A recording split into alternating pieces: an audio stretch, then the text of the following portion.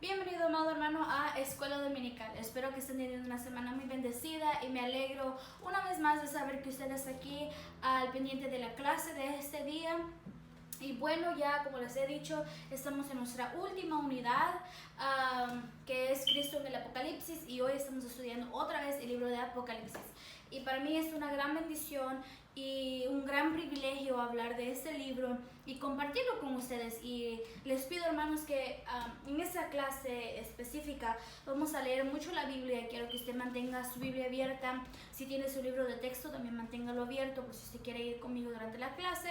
Pero lo más importante es que usted y yo tengamos nuestra Biblia abierta.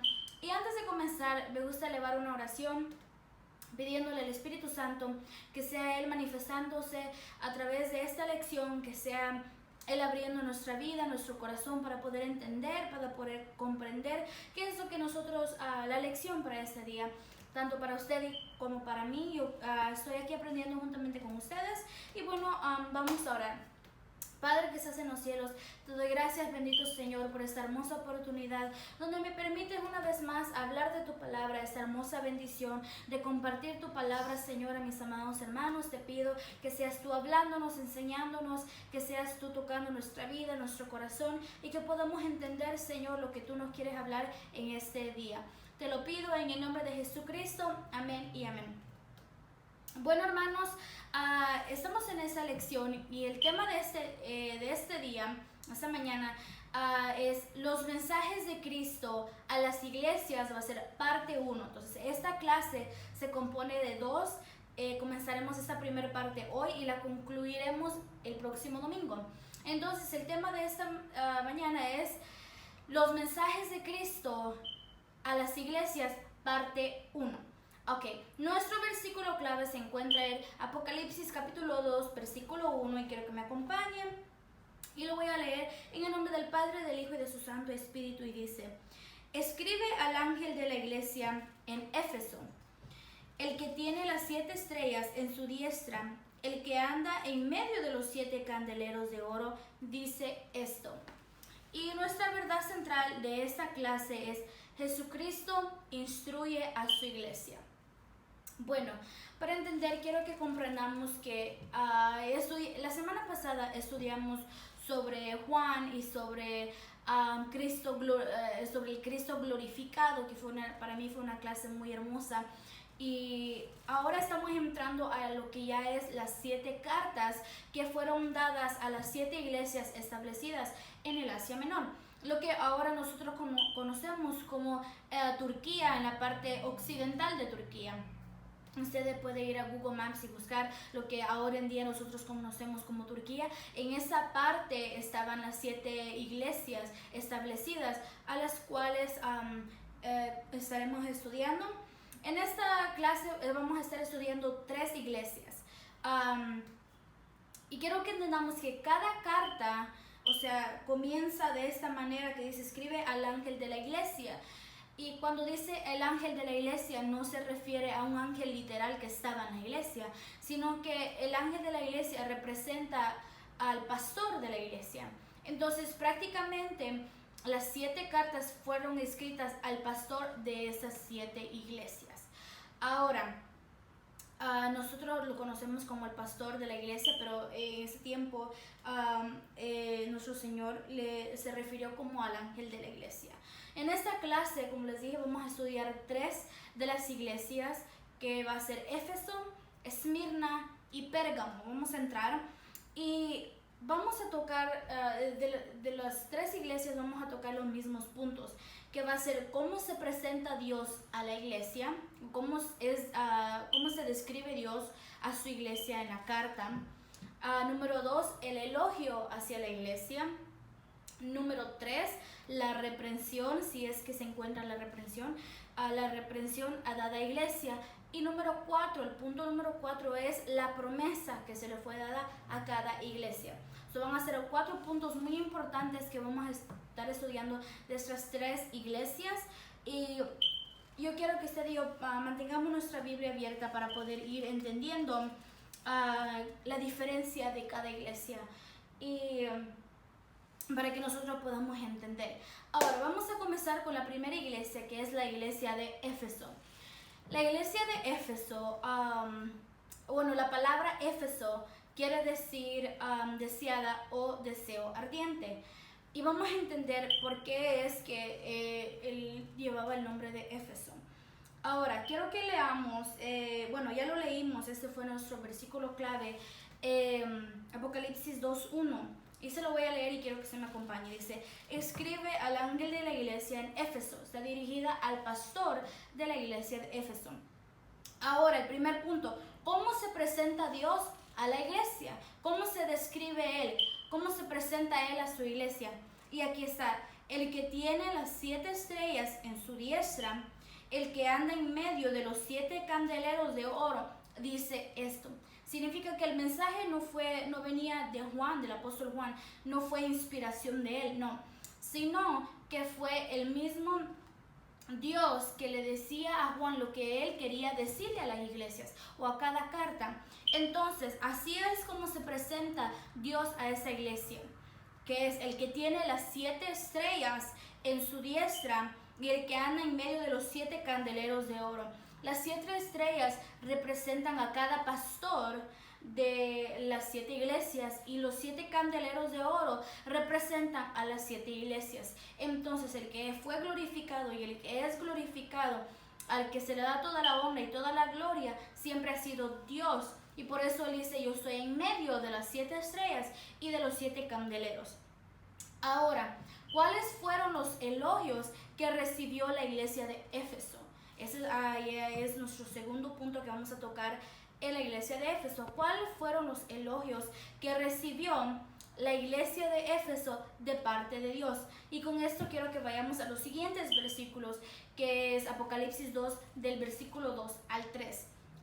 Hay 10 elogios que esta iglesia recibió de parte de Dios. Y quiero que usted me acompañe y lo lea. Y dice de la siguiente manera: yo conozco tus obras, tu arduo trabajo y paciencia, y que no puedes soportar a los malos, y has probado a los que se dicen ser apóstoles y no lo son, y los has hallado mentirosos. Versículo 3. Y has sufrido y has tenido paciencia y has trabajado arduamente por amor de mi nombre y no has desmayado. Ahora, ¿cuáles son los 10 elogios? Número 1, su arduo trabajo. Significa que era una iglesia que no se pasaba de brazos cruzados, sentada, esperando que Dios hiciera la obra. No, esta iglesia trabajaba. En otras palabras, no esperaba que alguien le dijera, haz esto o haz el otro. No, esta iglesia trabajaba continuamente, estaba haciendo algo. Entonces Dios había visto su arduo trabajo, que no había dejado de trabajar. Número 2, había tenido paciencia.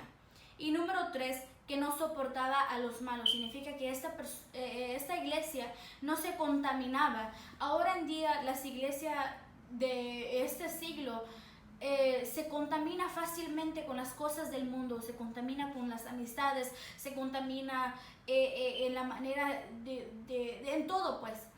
Pero esta iglesia se apartaba de la mala influencia, se apartaba de cualquier cosa de cualquier persona que lo iba a desviar del camino del Señor.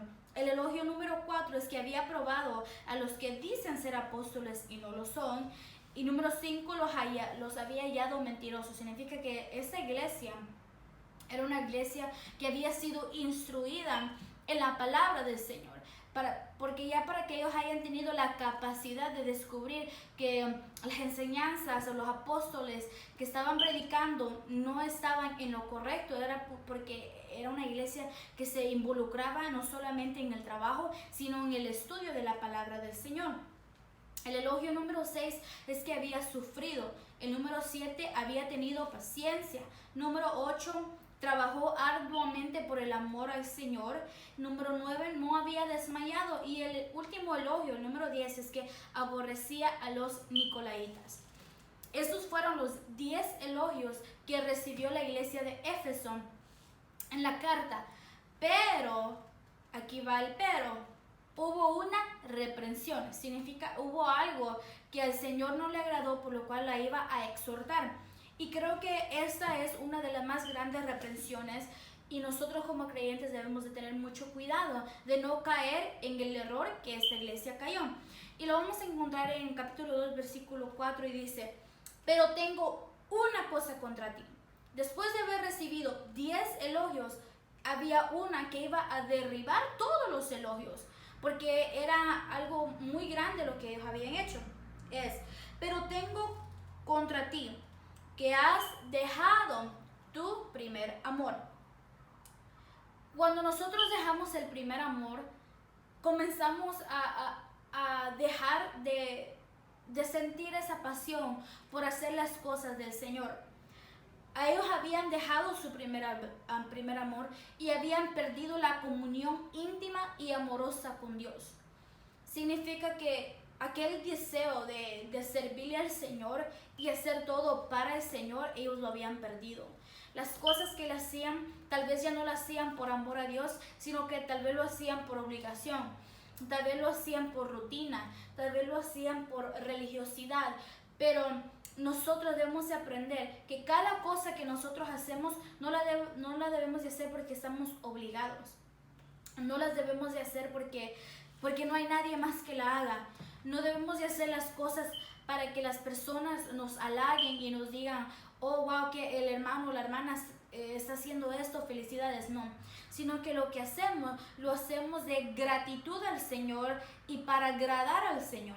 Entonces ese es el primer amor, sea que nos halaguen o no nos halaguen, sea que nos critiquen o no nos critiquen, sea que nos digan qué buen trabajo hiciste o que nos digan qué pésimo trabajo hiciste, no importa. El primer amor sobrepasa todo lo que puede venir en nuestra vida, porque no lo hacemos para nadie más, ni aún por nosotros mismos, sino que lo hacemos para y por Dios.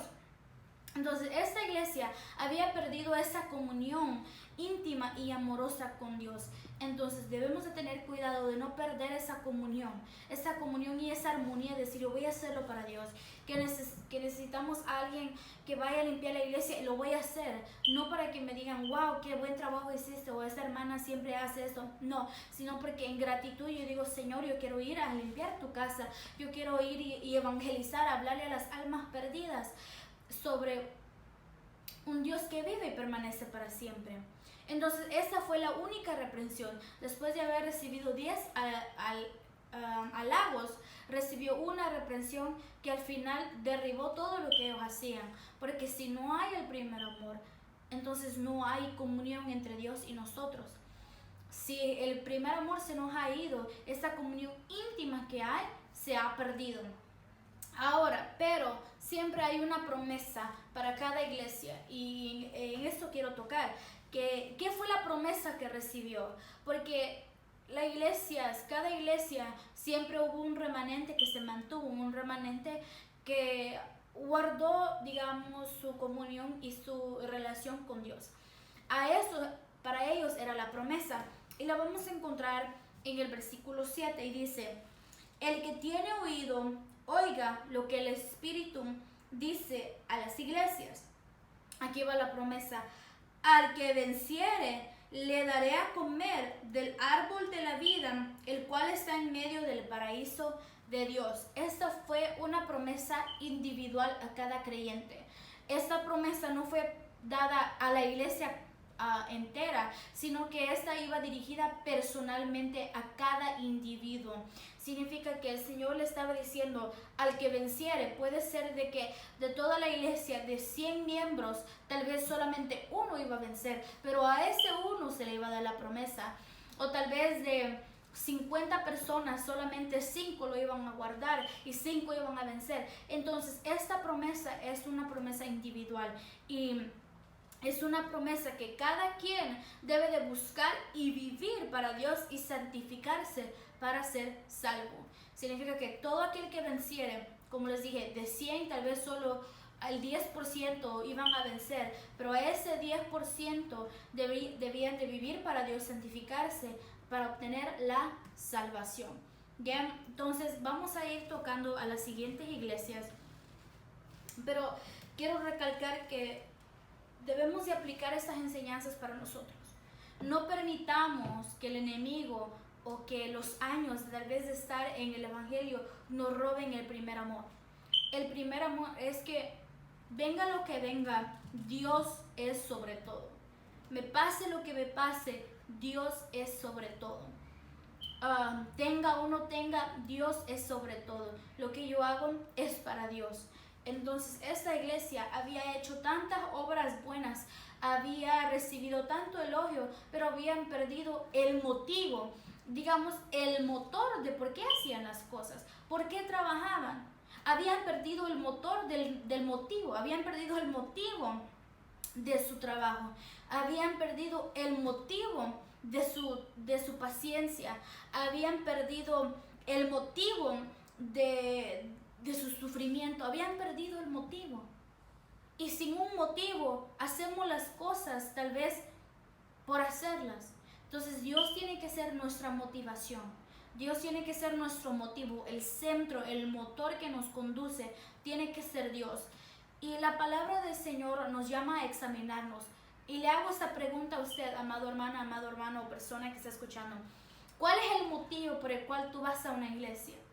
¿Cuál es el motivo por el cual tú haces una actividad o un talento en tu iglesia? ¿Cuál es el motivo por el cual tú te congregas? ¿Cuál es el motivo de lo que tú haces? Preguntémonos eso, ¿será que mi motivo sigue siendo Dios o ya no lo es? Vamos a movernos a la siguiente iglesia, que es la iglesia de Esmirna. Y para mí la iglesia de Esmirna es una iglesia una de las más poderosas, y vamos a entender un poquito por qué. La palabra Esmirna quiere decir mirra, y vemos en la Biblia se hace mención de la mirra, pero la verdad yo no sabía qué era. Entonces busqué, y la mirra sale de un árbol y parece como miel, pero al salir se endurece. Ok, entonces la mirra en sí es amarga, es completamente amarga, pero después de ser procesada, suelta un olor de una fragancia sublime y una fragancia agradable. Ahora, ¿por qué es que esta iglesia representa, o la mirra representa la iglesia de Esmirna?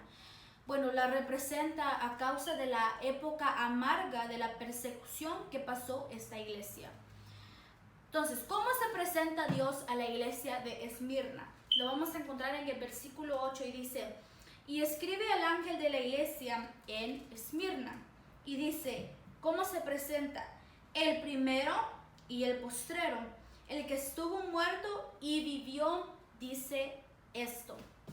Así es como se presenta nuestro Señor a la iglesia. Significa que Él nos paga conforme a nuestras acciones, porque para Él ya no hay vida ni hay muerte, para Él no hay principio y el fin. Él es el principio y el fin, Él es la vida y la resurrección. Entonces Él traspasa todo límite. Ahora, ¿cuáles son los elogios que recibió la iglesia de Esmirna? Lo vamos a encontrar del versículo 9 al versículo 10 y dice: yo conozco tus obras y tu tribulación y tu pobreza, pero eres rico, y la blasfemia de los que se dicen ser judíos y no lo son, sino sinagoga de Satanás. No temas en nada lo que vas a padecer. He aquí el diablo echará a algunos de vosotros en la cárcel para que seáis probados y tendréis tribulación por 10 días. Sé fiel hasta la muerte y yo te daré la corona de la vida. Entonces los elogios que recibió es que había visto sus obras, su tribulación y su pobreza. La diferencia de esa iglesia fue de que esa iglesia no recibió ninguna reprensión. Esa iglesia no recibió ninguna reprensión como lo tuvo la iglesia de Éfeso. Vamos a entender por qué. Porque esta iglesia no tuvo una reprensión.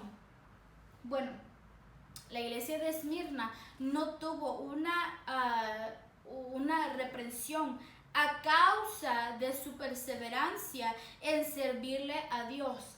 Pero usted me puede decir, ¿pero perseverancia en qué? Como dice la palabra del Señor, esta iglesia fue una iglesia perseguida. Fue una iglesia que pasó tribulación, pasó persecución, pasó mortandad, pasó grandes torturas. Esta iglesia fue la iglesia de la persecución.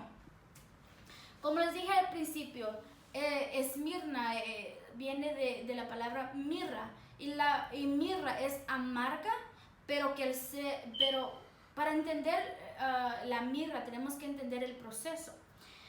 La mirra expide una fragancia sublime y agradable, pero para poder sacar esa fragancia tiene que ser molida, tiene que ser golpeada, y para poder sacarle ese olor fragante, pero su sabor es amargo. Entonces la mirra representa la época que esta iglesia de Éfeso pasó. Fue una iglesia que fue golpeada, atribulada, perseguida. Muchos creyentes murieron, muchos creyentes perdieron la vida, fueron tribulados, perseguidos. Fue una iglesia muy atribulada, fue una iglesia que pasó por momentos difíciles.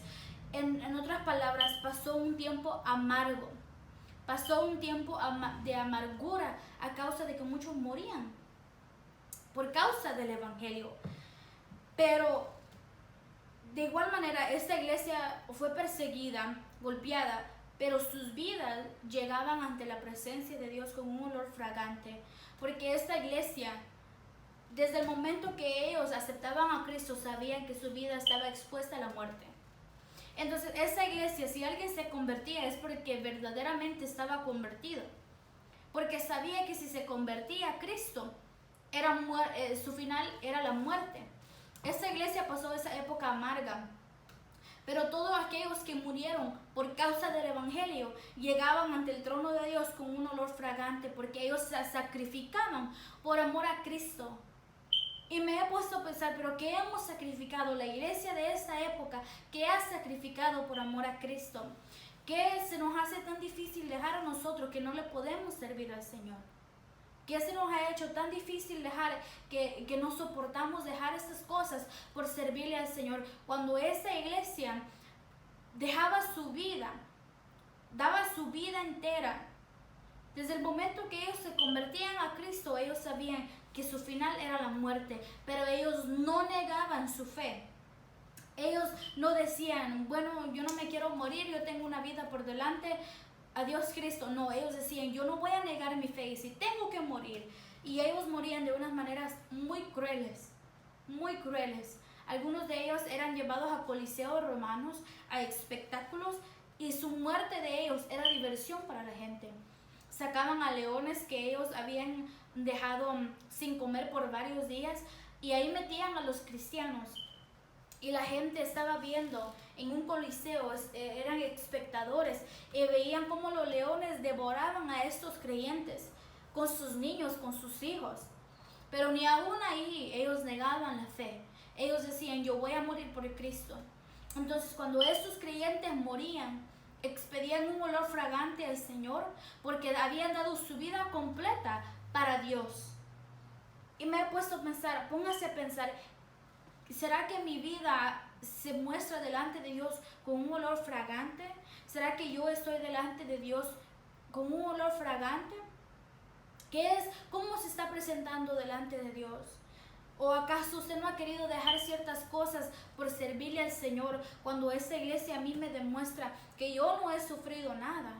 Que yo la verdad no he sufrido nada por el evangelio. Esa iglesia sufrió por causa del evangelio. Y su promesa en el versículo 11 dice, el que tiene oído oiga lo que el Espíritu dice a la iglesia.